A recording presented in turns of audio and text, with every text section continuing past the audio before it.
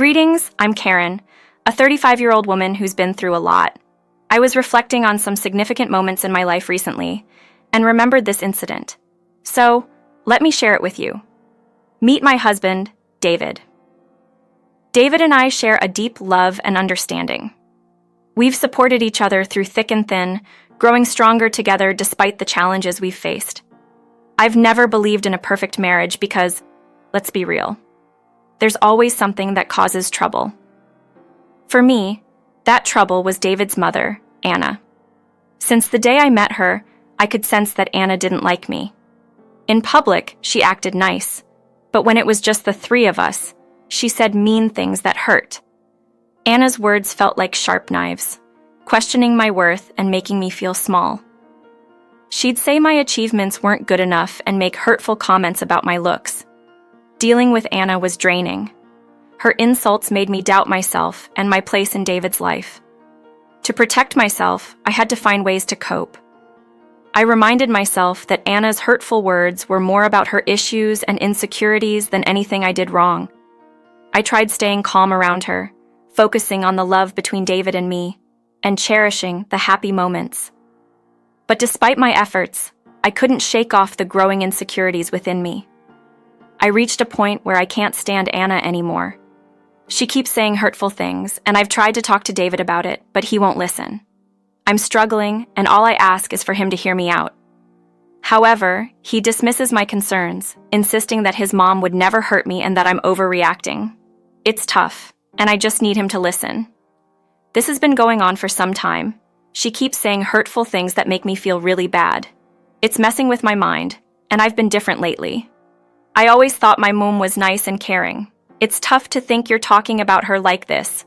Please stop making things up and starting unnecessary problems. I'm not trying to cause trouble. I'm just sharing my feelings. Please acknowledge how I feel. Can you be supportive this time? I'm really surprised by how my mom is acting. It's possible you might not see it the same way or think I'm taking it too seriously. But I can't deny the hurtful things she says and does. I'm not trying to make you pick sides, but I need your belief and assistance in dealing with this. I love you, and I trust you'll stand by me, but it's crucial for you to grasp where I'm coming from. Moving to a distant place didn't really fix things with Anna. I couldn't escape seeing her because there were always occasions that forced us to meet. I hoped David would understand the reality, but I needed to find the perfect moment and way to talk to him. No amount of tears or complaints made him believe me. He cared a lot about his mom, so he couldn't imagine she would bother me. One day, out of nowhere, Anna phoned David, explaining her house was getting fixed, and she needed somewhere to stay. David invited her to stay with us without checking with me first. He understood that his mom caused me stress, even if he didn't agree with me. He should have talked to me before deciding that. It hurts to think he did it without telling me. Why did you give our place to Anna without talking to me first? Shouldn't I have a say in what happens in our home? I didn't think I needed to ask you. She's my mom, and I couldn't let her be without a home because of your problems. It's not a fight. She treats me poorly and says mean things. Now she's moving in without asking me, and it feels like you care more about her than my feelings. I know family matters, but it's also important to consider my feelings. I can't act like everything is fine when I'm treated poorly. Can we please avoid arguing about this for now? I apologize for not consulting you, but I would have let my mom stay regardless. Please, handle it for me. Talking to David only made me more upset. How could he not see the obvious? I wanted to express my frustration, but it seemed pointless. He had already made his decision. I had to accept it. When Anna came over, she behaved pleasantly around David, but once he left, her true intentions surfaced. She gave me a sly, mean look, claiming she would make my life difficult and get rid of me because she was tired of having me around. I felt a jumble of emotions, mad, frightened, and upset. It was tough to grasp that someone from my own family could treat me this way. Why would she say such mean things without a second thought? I realized I needed to look out for myself because Anna had no intention of going away anytime soon. Every opportunity she got, she would pick on me. The idea of dealing with her bullying for who knows how much longer felt like too much to handle. I figured I had to reveal Anna's real self to David, but I had to be cautious. If I did it too quickly, he might assume I was trying to harm his bond with his mom or purposefully making her homeless. So, for the next 4 weeks, I put up with Anna's ongoing mean behavior. She skillfully aimed at my vulnerabilities, making me feel insignificant. Her hurtful words and demeaning remarks were like sharp knives to my confidence. She made fun of how I looked, didn't like the way I dressed, and didn't approve of anything I did, whether it was my job, hobbies, or the meals I cooked. Anna found sneaky ways to bother me, like messing up important stuff I was working on, spilling coffee on my papers, or creating a mess in the kitchen just before guests showed up. Occasionally, she even messed up the food I worked hard to prepare, standing there and laughing while I had to clean up and deal with the aftermath. She used to mock the stuff I liked. If I shared a favorite book, she'd say it's a waste. Talking about painting, she'd point out flaws, making me question my abilities.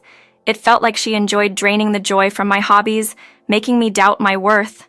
Anna didn't hold back on hurtful remarks about my looks, especially my weight. She took pleasure in making me feel insecure about my body, even laughing at my clothes. When she criticized my clothes, calling them outdated or unflattering, it seemed like she was trying to shame me and crush my confidence. Her bullying went beyond just words. She spread rumors and gossip about me to those I invited over, attempting to isolate me and create problems in my relationships. It felt like she wanted to control everything and revel in my suffering, always wearing a smirk on her face. Dealing with Anna was challenging, as standing up to her meant risking her anger and potential strain on my relationships. I was emotionally drained, reaching my breaking point. After enduring her cruelty for 3 weeks, I decided it was time to take action. I strategically refrained from complaining about Anna to anyone, including David, for over 2 months, ensuring my plan could be executed without backlash. Recording Anna secretly for 1 month, my emotions were tumultuous. Experiencing her constant bullying was tough, but I remained resilient, driven by the desire to expose her true colors. The thought of finally revealing her actions kept me going, even during the toughest moments. Each hurtful word and mocking laugh weighed heavily on me, but I reminded myself that this torment wouldn't last forever. I took each insult in stride, knowing that the evidence I gathered would soon free me from her cruelty. One day, I gathered my courage to talk to David about something important. I proposed we enjoy a movie together to unwind, as it had been a while since we hung out. David happily agreed. As we got comfortable, I played a video that showed Anna's hurtful actions towards me. David looked confused and shocked, asking for an explanation. Finally, I had his attention, and this was my chance to clear things up. See what I've been trying to share with you for so long? I haven't been lying or making things up. I've been dealing with her troublesome behavior for the past 5 months while you were blissfully unaware. It was already tough when she wasn't living with us, but when you allowed her to move in, I strongly considered leaving. I was oblivious, thinking you were fabricating the situation. Why would I even make up such stories? What benefit would I gain from inventing nonsense? I regret not believing you or paying attention to what you were saying. Perhaps I just didn't want to accept that my mother could be so unkind. I apologize for not trusting you and overlooking your emotions. I now realize your mother's actions are truly monstrous, and I hate to deliver this news, but it's the reality. You've witnessed the proof. Can you see how much pain I've been going through? I regret not supporting you when you needed it. I should have listened to your side and verified if your words were true. I apologize sincerely, my love. I appreciate you trusting me in the end. It means a great deal to me. To deny your truth after witnessing how my mother treated you would be foolish. I want to make amends. Please tell me how I can do that. I'm willing to do anything, and I promise to get Anna out of our home. I really don't like living with her anymore. I agree with you, but I don't want her to be without a home. Her house is still getting fixed up, and we're not sure when it'll be done. Can we find a middle ground? I'd like you to find out the name of the company doing the renovations at Anna's place. Sure, but why do you want that info? I'm not sure, but something doesn't seem right. My instincts tell me Anna might not be truthful about it. Why would she lie? Didn't you notice how gleeful she seemed, enjoying my discomfort? You're correct. I'll find out the details for you. I apologize for my actions. Please forgive me. It's all right. I'll need some time to move past what Anna said and did. We're good. The following morning, over breakfast, I casually talked to Anna and learned the name of the renovation company. Taking matters into my own hands, I reached out to the company and found out the renovation was completed 1 week ago. Anna had a place to live, but she decided to stay with us. I got really mad when I discovered she wasn't honest. I shared the news with David, and he was also upset. He said he would have a chat with her at dinner. While we were eating, I nervously waited for David to bring up Anna's lies. When we were done with the meal, David offered to handle the dishes, giving Anna and me some privacy. As she started saying hurtful things, I couldn't take it anymore. I can't handle the way you're treating me anymore. I've had enough. I won't accept your behavior any longer. I need you to leave my home and I don't want to see you again. This is my son's place and you can't force me out. Let me be clear, both David and I own this house. I have the same say as David in deciding who stays here. I don't care about that. Don't talk to me like that. If you don't leave, I'll ask David to make you go, and you'll understand the consequences. What's happening? Why are you shouting? Karen raised her voice at me over a tiny error, and now she wants me to go away. David, she instructed me to leave you guys alone. Can you imagine that? She's so unkind. Come on, Anna. Everyone knows you've got a home waiting for you. Your renovation's finished a long time ago. You're only here to make my life difficult because you find joy in it. She's not telling the truth. You know I'd never do something like that. I don't have a mean bone in my body. David, we can't let this go on. I'm sorry, but David, you need to decide. I can't keep living with someone as unkind as her. So it's either me or her. David looked really uneasy. He didn't like being in this situation, but now was the time for him to show me where his loyalties are. If he picked Anna, I'd leave the house and never come back to him. I didn't like seeing him so uneasy, but it was important for both of us. David pondered carefully about how to politely address his mother's bullying towards me. Unfortunately, Anna didn't let him explain. Should I tell Karen to leave? No, Mom. You misunderstand. It's not Karen who should go. It's you. What do you mean? Why are you picking her over your own mother? I've been putting in a lot of effort to be kind and understanding, but it's hard when all I get are untruths. You said you didn't have a place to live and that Karen was treating you badly, but I never want to treat you like that. Karen tends to exaggerate and make things up sometimes. You know how she can be.